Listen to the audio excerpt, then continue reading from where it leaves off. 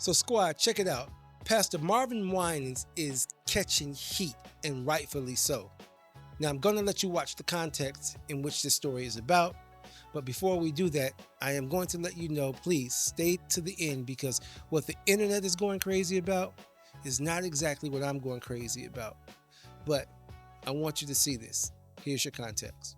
Everybody say day of giving. And in the day of giving, unlike our sacrificial Sunday, I'm asking everyone to give a particular amount. And that amount is $1,000. But we've changed it from just day of giving to day of giving plus one. And what that means is that we want you as a member of Perfecting Church to sow $1,000. But then we want you to get under the burden and ask your co-workers, businesses in your community, people that you do work with, your family, your friends. Tell them to give, and we want you to come with your $1,000 plus another $1,000. Now that you've seen that, what Marvin Winans is trying to do, in his own words, is he's trying to build God a house.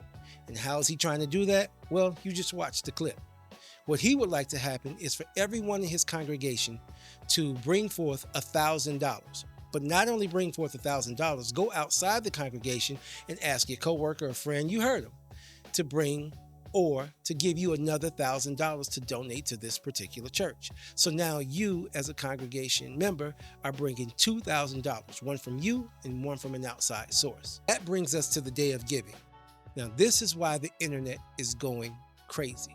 Marvin Winans was trying to attempt to set his congregation up in a way that the first line or the first group of members that were to present him with this gift would be those who had the $1,000 plus the additional $1,000 or more that they got from outside of the congregation. So each member stepping forth would have brought $2,000 or more. What happens when a member of the church approaches him with an amount that is different than the amount that he requested? I, Roberta McCoy, given faith and stand in unity with the vision of Perfecting Church of sowing this seed of $1,000 plus $235 and receiving the blessings to come to all that participated. Now that's only $1,200. Yes. Y'all not listening to what I'm saying. If you have 1,000 plus 1,000. Okay. Well, I'm gonna work on the other 800. Well, that ain't what I asked you to do.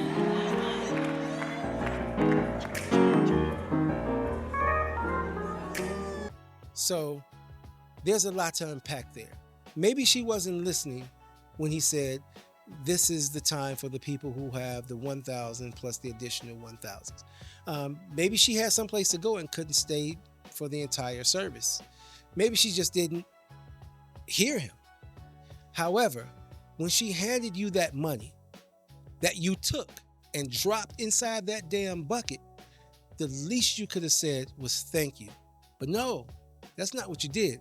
No, what you did was you humiliated her in front of an entire congregation with what seemingly could have been her grandson with her. You didn't say thank you. You didn't tell her the blessings were on their way. All you did was shame her because she didn't have your entire $2,000, even when she told you she would work on the other 800. That wasn't good enough for you. Now, not only are they giving their hard-earned money, but they're reciting from a pre-written declaration that was written by Marvin Winans. Like, if that's not the most narcissistic thing that I've ever seen, it's one of them. Now, this is what the internet was going crazy about, but that's not the worst of it. What I witnessed was 10 times worse.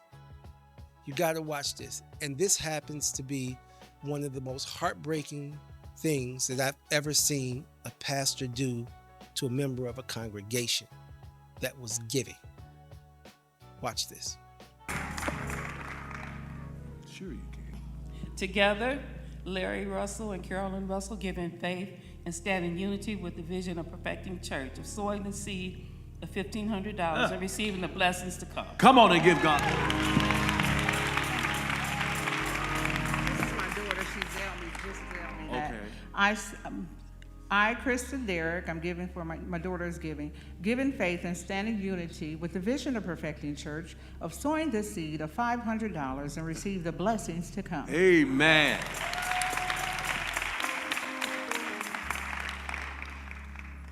I, Chandra Murphy Bell, staying in faith, giving faith and stay in unity with the vision of Perfecting Church of sowing the seed of $1.50 plus $1.60 and another 5 cents with Dorian K. Bell and the Murphy Bell family.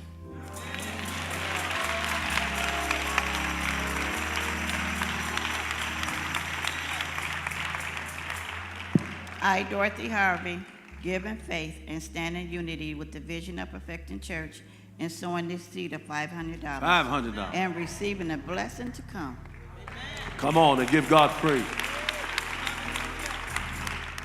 So here, it was obvious that there was something not quite at full capacity with this young lady or the gentleman that was standing with her.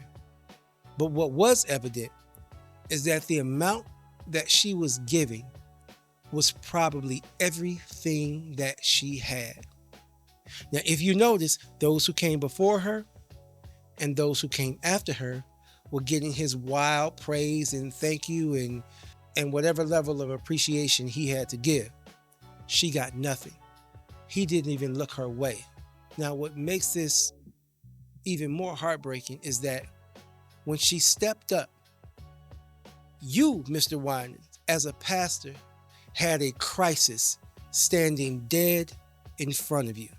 And instead of you addressing it, as the church should have, you allowed this lady to walk away.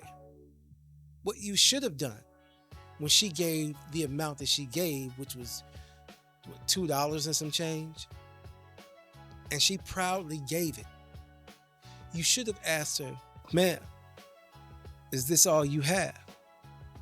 And if she would have answered you yes, you should have instructed your ushers to take her in the back because you needed to have a discussion with her on how to get her situation right. Because let me tell you something. I'm glad I'm not in this situation. I deconstructed about 15 years ago, but had I been standing in that line and I had $1,000 to give you, Mr. Winans, and this lady would have come before me and this would have happened, I would have stepped completely out of that line and I would have had the conversation with her myself. She would have gotten my money because you had enough behind you in that bucket. You only had enough enthusiasm to congratulate and be happy for and let those who had the means of giving you $1,000, had the means of giving you $500, had the means of giving you more money. But for those of the poor, got nothing. Now, we're out here protesting No King's Day in our government. The economy is up in arms. These people that can afford to give you $1,000, hey, I have no qualms with the amount of money that they're making, but chances are they're giving it to you because you're telling them that there's a blessing in store for them. So they're out here paying for blessings. But this other young lady didn't have quite enough money to pay for her blessings, so you weren't going to acknowledge her.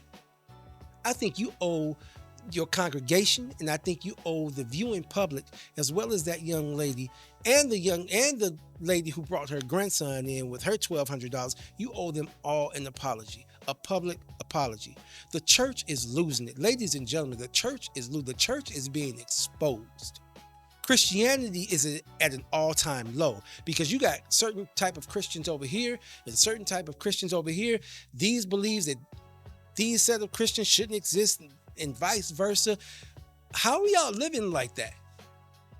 How are there so many different rules for different cultures of people who serve apparently the same God? Whose side is this God on? Who's winning? Who's losing? I tell you one thing, the poor are losing because not even our own people can acknowledge the fact that they need help and to assist when they need to be assisted. This is why I broke away from it. This is why I like being free thinking. Because I'm not subjected to what you tell me I should think. I'm not subjected to how much money you tell me that I should give you. I'm not subjected to the humiliation that you'll put upon me if I don't do exactly as you ask. I'll leave that for you guys. But Mr. Winans, you are getting the hell you deserve through the comments, through the online backlash, and you owe the public an apology, sir. And that's all I got for this. Until next time, I'm out. You bring it heat on Truth.